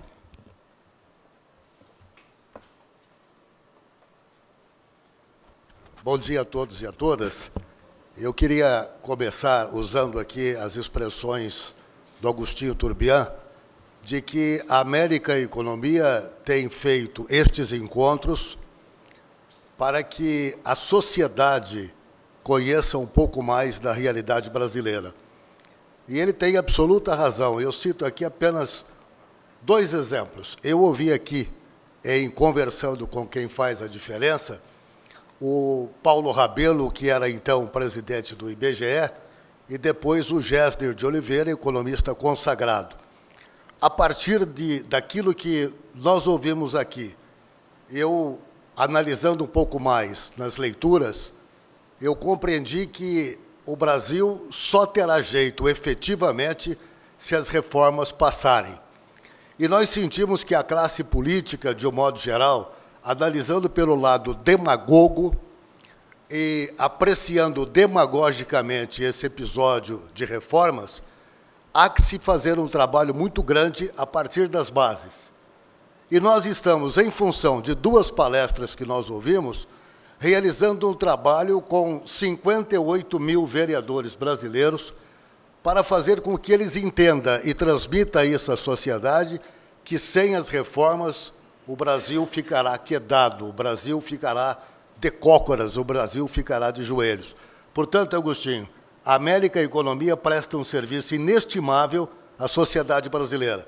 É por essa razão que a Silvia Mello, que é jornalista e produtora da Rede Vida, determinou que a Rede Vida viesse aqui para dar uma divulgação nacional, e ela continua aqui gravando, para que o Brasil, os cantos brasileiros, onde a cultura demora um pouco mais para chegar, possa entender o que é importante para nós conhecer, auscultar, apreender, se alimentar de posições como a do professor Silvio Goulart Rosa.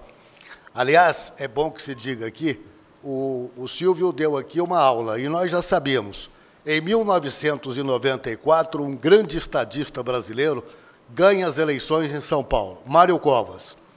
Mário Covas, então, faz um trabalho de fazer com que o SEBRAE indique Silvio Goulart Rosa para o seu presidente, para ser presidente da instituição SEBRAE. Eu tinha sido nomeado por ele superintendente da Fundação Faria Lima.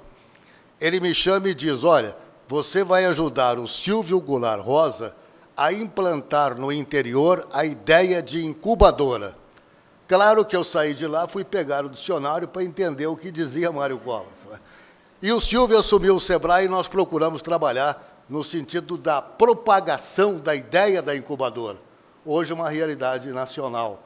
São Carlos, a terra do Silvio, é a capital da tecnologia, premiada pelo Ministério de Ciência e Tecnologia, e que também tem a vantagem de ser caminho para chegar em Barretos. Está lá o Silvio cuidando de, como físico, como PhD, de fazer esta beleza de trabalho que ele faz para acelerar a inteligência brasileira. O Silvio, a meu ver, ele é aquilo que dizem os grandes pensadores, de que a utopia é a realidade prematura. Então, lá atrás, quando ele falou em incubadora, era uma realidade prematura, era um sonho que se transforma em realidade. Aliás, a utopia é o sonho de hoje e amanhã vai ser carne e osso. É o que tem propagado o Silvio. Quando ele fala da inteligência artificial, que ela está muito próxima de nós, não duvidemos, não duvidemos. Eu me lembro que com 12 anos, Agostinho, eu era um jogador de biroca. 12 anos de idade, tenho meu afilhado, filho da Silvia Mello, Guilherme de Mello Souza. O Guilherme, com 12 anos de idade, foi fazer em Harvard uma escola dentro, o Leader Camps, a formação de líderes juvenis. E hoje ele está sendo escolhido pela NASA para falar do nosso trabalho aqui de robótica. Então, o avanço é tamanho, é tão grande, que ele caminha mais do que nós mesmos. É pena que o Brasil, a escola pública sonhada pelo Anísio Teixeira, um jurista internacional no Rio, na década de 1920, aquilo que ele sonhou, infelizmente, não se prega na base do ensino brasileiro, que é a escola fundamental, que são os primeiros anos de escola. Portanto, professor Silvio, eu quero parabenizá-lo. Para mim não é surpresa, eu já o conhecia. Quero cumprimentar a Desenvolve São Paulo, que faz um belíssimo trabalho, investiu, se não me falha a memória, um número de 100 milhões em inovação tecnológica. Isto ajuda São Paulo a crescer. Aliás, hoje nós recebemos, Agostinho, os dados do SEAD. No primeiro semestre deste ano, o investimento no Estado de São Paulo foi de 11 bilhões, o dobro dos investimentos do primeiro semestre de 2016. Quando nós falamos que os governantes de outros estados têm que ficar remando para atravessar, para fazer a travessia. Em São Paulo, o governador de São Paulo navega em águas tranquilas. São Paulo é um exemplo para o país em termos de investimento. Claro, nós temos isso graças a inteligências como a do professor Silvio Goulart Rosa, graças a formadores de lideranças como o do Agostinho Turbian e como o trabalho que o Desenvolve faz. Portanto, eu quero cumprimentar a todos os engenheiros, professor Silvio, aproveitando aqui a figura do presidente da Sobloco e do nosso querido Romeu Chap-Chap.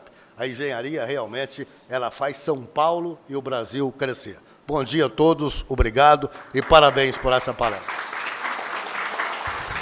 Obrigada, senhor Sebastião. Vou pedir para o senhor nem sentar e nos ajudarmos a entregar aqui um diploma que o Global Consul confere ao senhor Silvio Goulart Rosa pela palestra conferida aqui esta manhã conosco. Vou pedir para que a foto seja feita daquele lado, assim a gente não tem o púlpito atrapalhando.